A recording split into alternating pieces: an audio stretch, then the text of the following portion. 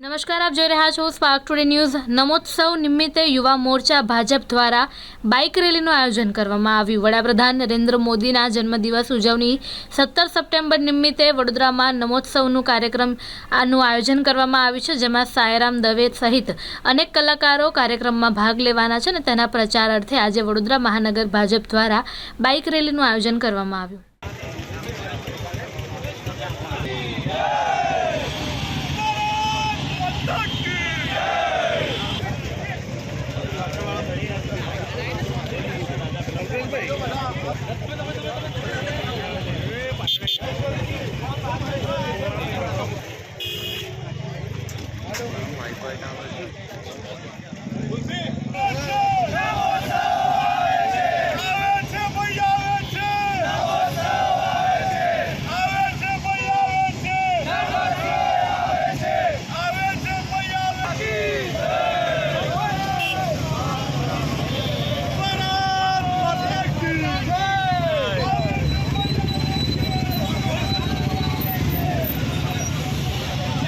આવતીકાલે વડોદરાની ધરતી શ્રીમાન સાઈરામ દવે અને એમના સાથે 150થી વધુ કલાકારો દ્વારા આ કાર્યક્રમનું મંચન થવા જઈ રહ્યું છે।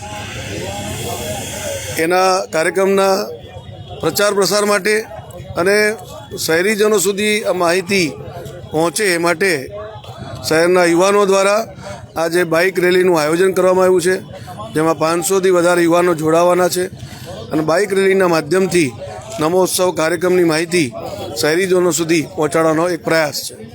સમગ્ર દેશમાં આદરણીય દેશના વડાપ્રધાન શ્રી નરેન્દ્ર મોદી સાહેબના 75મા વર્ષની ઉજવણીના અલગ અલગ કાર્યક્રમો થવા જઈ રહ્યા છે, ત્યારે એક સાઈરામ દવેજીના 150થી વધારે કલાકારો દ્વારા આદરણીય મોદી સાહેબના જીવન ચરિત્રને બાળપણથી લઈને અત્યારે વડાપ્રધાન બન્યા ત્યાં સુધીનું આખું જ મંચન જ્યારે થવા જઈ રહ્યું છે, ત્યારે વડોદરા શહેરમાં નવલખી ખાતે આ કાર્યક્રમ આવતીકાલે થવાનો છે। ત્યારે આ પ્રી ઇવેન્ટ એક યુવાનો દ્વારા એક ધ્યાનમાં આવ્યું, મગજમાં આવ્યું કે આપણે પણ કંઈક કરવું જોઈએ અને લોકોને આહ્વાન કરવું જોઈએ।